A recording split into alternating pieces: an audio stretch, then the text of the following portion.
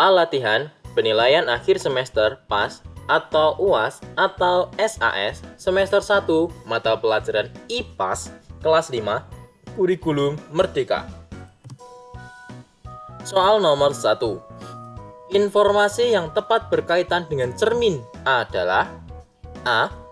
Hanya berbentuk persegi, B. Memiliki ukuran kecil, C. Meredupkan cahaya, D. Memantulkan cahaya. Di sini ada sebuah gambar nih, dua orang anak. Satu anak sedang memegang cermin, nih cerminnya ya.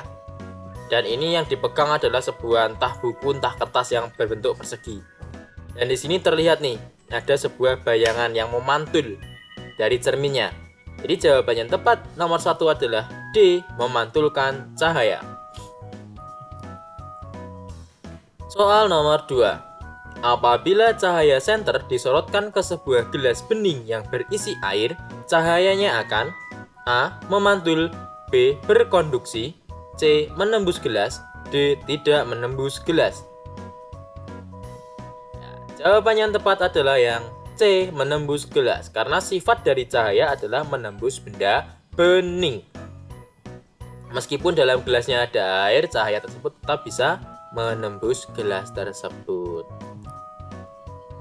Soal nomor 3.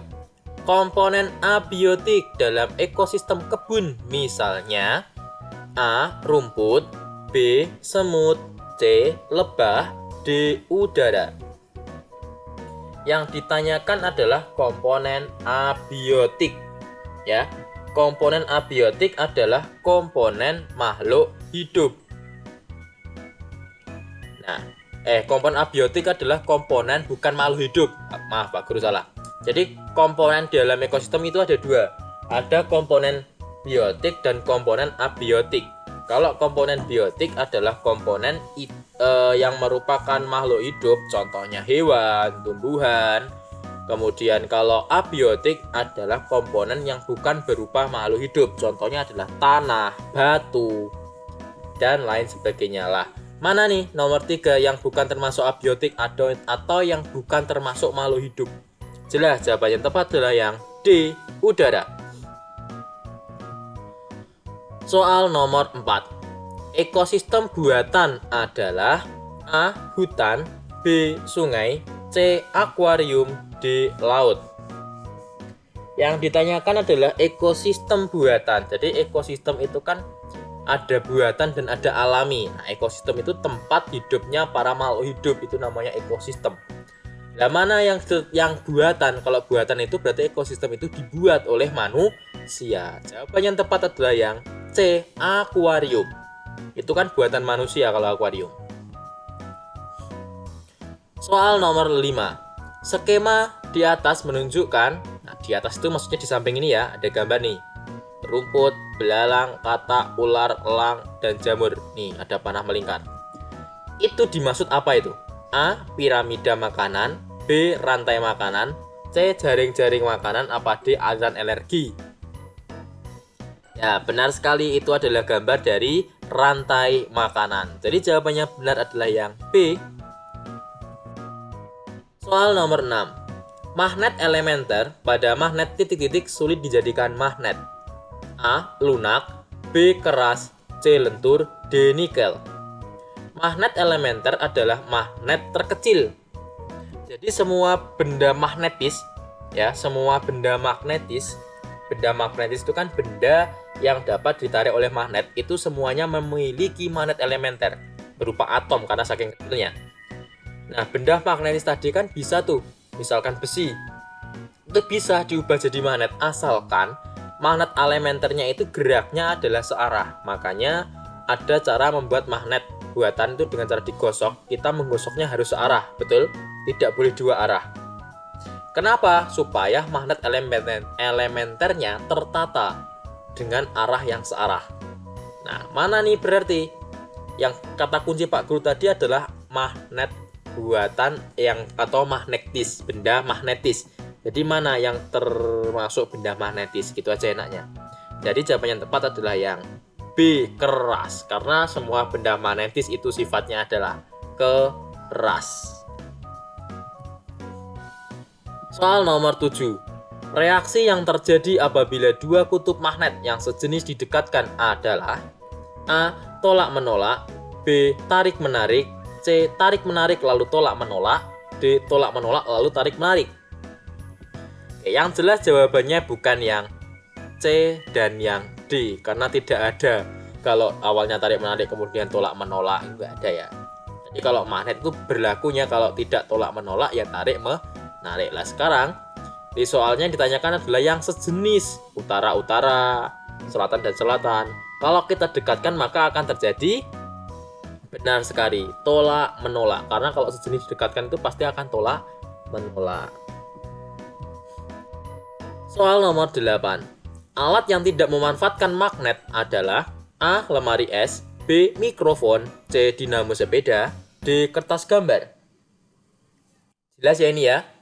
Tidak memanfaatkan magnet. Yang tidak adalah jelas yang D. Kertas gambar. Kertas gambar itu tidak perlu magnet ya. Soal nomor 9. Bagian yang ditunjuk anak panah adalah A. Puncak gunung, B. Lereng gunung, C. Kaki gunung, D. Lembah gunung. Lihat gambarnya yang ditunjuk itu bagian sini nih. Itu apa namanya? Ya, 0. Jawabannya adalah A. Puncak gunung. Soal nomor 10. Ketampakan alam di atas adalah, nih gambarnya di samping ini ya. Ada seorang ibu-ibu dengan daun, ini kelihatannya daun teh ya. Seger ini. Apakah itu ketampakan alamnya? A. Apakah dataran tinggi? B. Dataran rendah? C. Pantai? Ataukah D. Selat? Kalau kita lihat di sini kunci gambarnya adalah ada daun-daun ini. Mungkin ini adalah teh maksudnya. Jadi di sini adalah perkebunan, menunjukkan sebuah perkebunan lah. Kalau perkebunan itu di mana biasanya? Betul sekali, di dataran tinggi. Jawabannya tepat adalah yang A. Kalau dataran rendah itu ciri khasnya biasanya lahan persawahan dia. Kalau pantai dan selat jelas bukan ya, karena nggak ada airnya di situ. Soal nomor 11. Wilayah datar yang permukaannya lebih tinggi daripada wilayah lainnya disebut A. Lembah, B. Plato, C. Sungai, D. Waduk. Wilayah datar yang permukaannya lebih tinggi, jadi dataran rendah tapi dia lebih tinggi sedikit dari dataran di sekelilingnya. Namanya adalah B. Plato. Kalau lembah itu malah dataran rendah yang dia posisinya lebih rendah dari dataran di sekitarnya. Soal nomor 12. Berikut yang termasuk wilayah perairan adalah A. Teluk, B. Tanjung, C. Ngarai, D. Jurang. Nah, kata kuncinya ada di sini, perairan berarti yang ada airnya. Jadi jawabannya jelas adalah A. Teluk.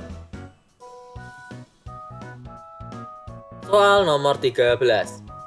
Bumi memiliki lapisan pelindung ozon. Lapisan ozon terdapat pada A. Ekosfer, B.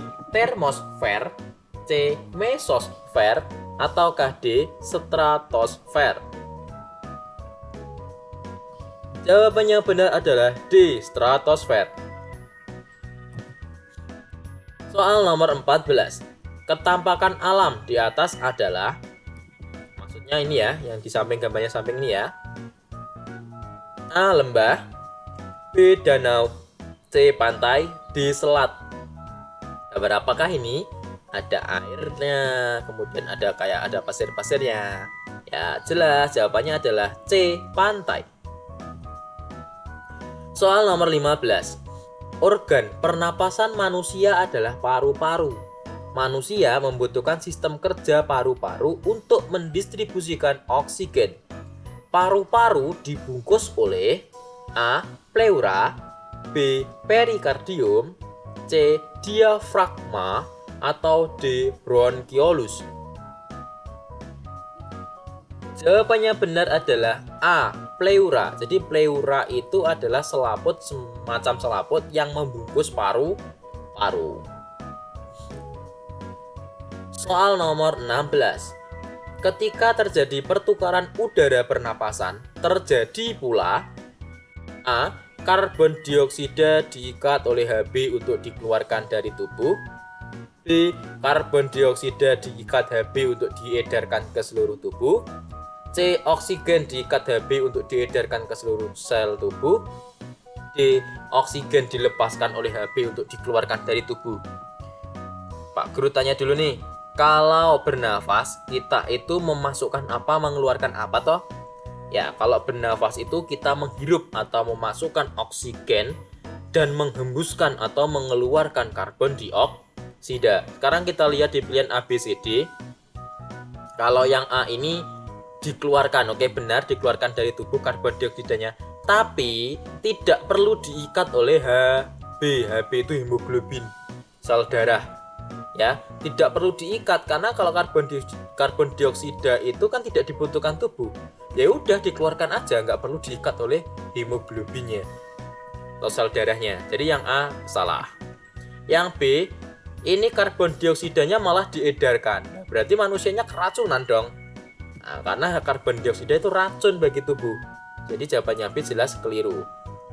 Kalau yang C, oksigen diikat oleh Hb. Ya, kenapa kok perlu diikat oleh Hb? Oksigen itu digunakan untuk menyebarkan. Jadi oksigen di dalam tubuh itu tidak bisa dia merambat sendiri ke seluruh sel tubuh, itu nggak bisa.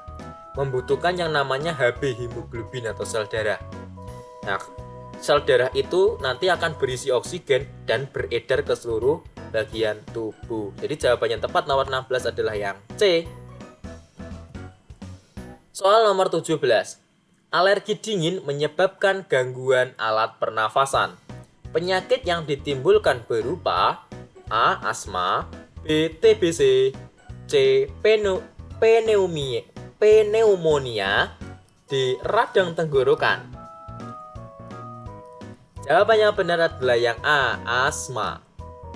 Jelas ya ini ya, penyakit pernafasan itu asma. Soal nomor 18. Protein dibutuhkan oleh tubuh. Kelompok makanan yang mengandung protein adalah A. Tempe, B. Roti, C. Tomat, D. Wortel. Sebelumnya anak-anak perlu ketahui dulu bahwa protein itu nanti ada dua jenis ya. Ada protein hewani dan protein nabati. Protein hewani adalah protein yang asalnya dari hewan, daging ya. Daging ikan, daging hewan itu mengandung protein hewani. Nah, kalau protein nabati adalah protein yang hasilnya dari tanaman dia. Biasanya dihasilkan oleh kedelai. Jadi semua produk kedelai itu biasanya mengandung protein. Misalkan tempe, tahu. Jadi jelas jawaban yang nomor 18 yang benar adalah yang A. Tempe. Kalau roti itu dia mengandung karbohidrat. Kalau tomat itu mengandung vitamin, wortel juga mengandung vitamin. Soal nomor 19. Pernapasan yang diatur oleh otot di antara tulang rusuk adalah A. Pernapasan paru-paru, B. Pernapasan dada, C. Pernapasan perut, D. Pernapasan ganda. Oke, Pak Guru beritahu ini, kalau pernapasan itu cuma dua. Kalau tidak pernapasan dada, ya pernapasan perut. Ya. Kalau pernapasan dada dan perut, kalau pernapasan paru-paru dan pernapasan ganda itu tidak ada. Lah berarti pernapasan yang dibantu oleh tulang rusuk adalah pernapasan, ya benar sekali, C. Pernapasan perut. Kalau pernapasan dada itu nanti kaitannya dengan diafragma. Ya, diafragma. Nanti kaitannya. Kalau perut itu kaitannya dengan tulang rusuk. Soal nomor 20. Vitamin berfungsi sebagai zat pengatur dan pelindung tubuh. Fungsi vitamin E bagi kesehatan tubuh manusia adalah A. Menyuburkan rambut dan pelindung sel darah merah, B. Melindungi sel darah merah dan membantu pembekuan darah, C. Menghaluskan kulit dan mencegah sariawan, D. Membantu pembekuan darah dan menyuburkan rambut. Ini sifatnya hafalan ya. Jadi vitamin E, Jadi vitamin itu mulai dari A, B, C, D, E, K itu mempunyai fungsi sendiri-sendiri bagi tubuh. Misalkan vitamin A untuk kesehatan mata dan lain sebagainya. Nah, kalau vitamin E fungsinya adalah yang A, menyuburkan rambut dan pelindung sel darah merah. Soal selesai. Terima kasih.